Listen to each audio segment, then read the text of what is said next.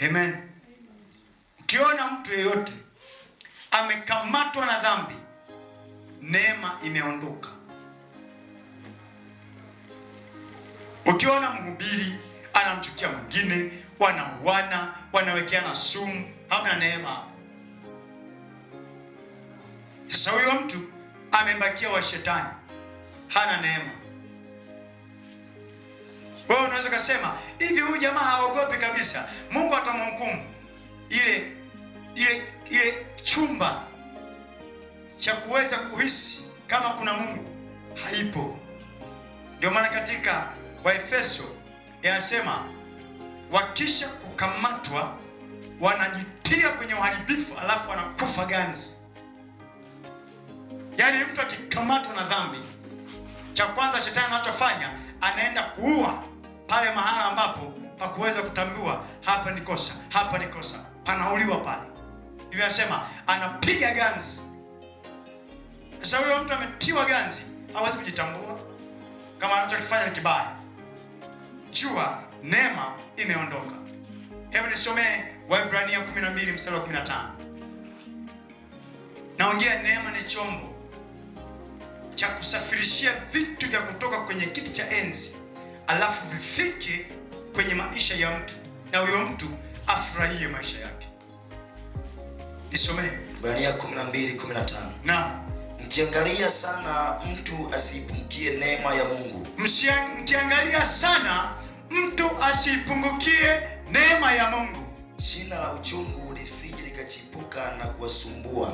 Shina la uchungu lisije likachipuka na kuwasumbua. Na watu wengi wakatiwa unajisi kwa hilo. Na watu wengi wakaharibiwa, wakachafuliwa kupitia hilo shina la uchungu. Amen. Hiyo ni vitu namba 2.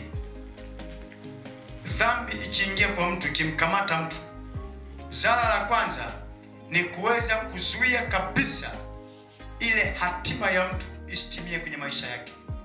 Namba 2, inaenda kufuta au kuua au kupunguza au kufunika neema kwa mtu.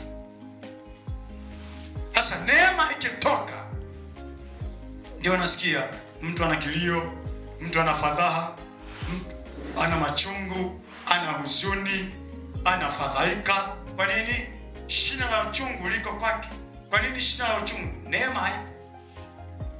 Biblia inasema angalieni mtu yeyote asije akapungukiwa na neema.